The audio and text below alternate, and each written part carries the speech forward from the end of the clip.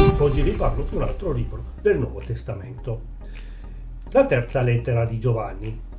Autore. La terza lettera di Giovanni non cita il proprio autore. Secondo la tradizione degli anni più antichi, insegna che fu Giovanni l'apostolo, l'autore. Vi sono stati alcuni dubbi sollevati da coloro che affermano che fu scritto da un altro apostolo chiamato Giovanni, ma tutte le prove puntano all'autore, Giovanni. Datazione. La terza lettera di Giovanni fu probabilmente scritta in contemporanea alle altre lettere di Giovanni 1 e Giovanni 2, tra l'85 e il 95 d.C. Lo scopo del libro. Lo scopo di Giovanni nello scrivere questa terza epistola include tre obiettivi. Il primo, di incoraggiare l'amato collaboratore Gaio nel suo ministero dell'ospitalità per i messaggeri itineranti che vanno da un posto ad un altro per predicare il Vangelo di Cristo. Secondo, egli avverte e condanna il comportamento di un certo Diotrefe, un responsabile dittatoriale che aveva preso il potere in una delle chiese della provincia dell'Asia, il cui comportamento era opposto a tutto ciò per cui combatteva l'Apostolo ed il Vangelo. Terzo, egli raccomanda l'esempio di Demetrio che era citato come esempio modello per tutti.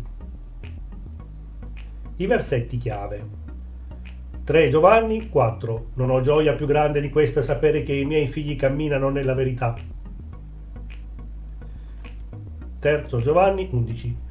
Carissimo, non imitare il male ma il bene. Chi fa il bene è da Dio, chi fa il male non ha visto Dio.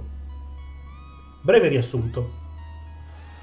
Giovanni scrive al suo amato fratello in Cristo Gaio, un uomo ricco e distinto della città vicino a Efeso, e gli raccomanda la cura di Gaio e la sua ospitalità ai suoi messaggeri, la cui missione era di portare il Vangelo di posto in posto, sia che fossero stranieri o conosciuti. Giovanni lo esorta a continuare a fare del bene e di non imitare il male, come nell'esempio di Diotrefe. Questo uomo aveva preso il potere nella chiesa in Asia e non solo aveva rifiutato di riconoscere l'autorità di Giovanni come apostolo, ma anche rifiutava di ricevere le sue lettere e di sottomettersi alle sue indicazioni. Inoltre aveva fatto circolare delle voci maliziose secondo Giovanni, scomunicando quei membri che avevano dimostrato supporto e ospitalità ai messaggeri di Giovanni. Prima di concludere la sua epistola, Giovanni espone l'esempio di Demetrio, di cui aveva sentito parlare molto bene. Anticipazioni.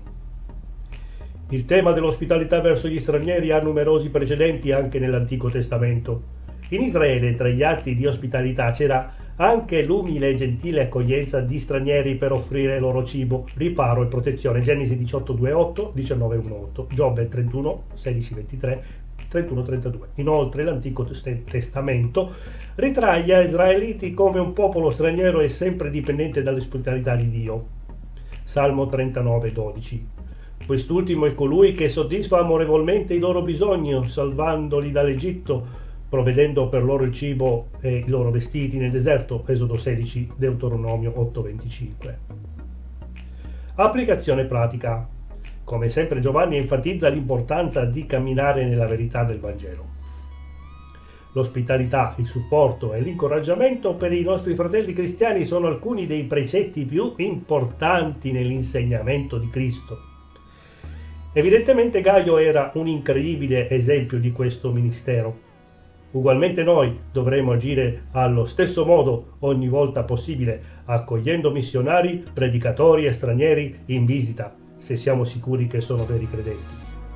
Non solo nelle nostre chiese, ma anche nelle nostre case, e offrire loro qualsiasi supporto o incoraggiamento di cui abbiano bisogno.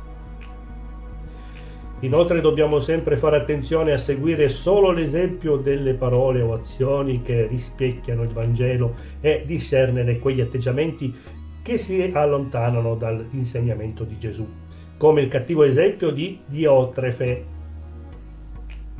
Bene,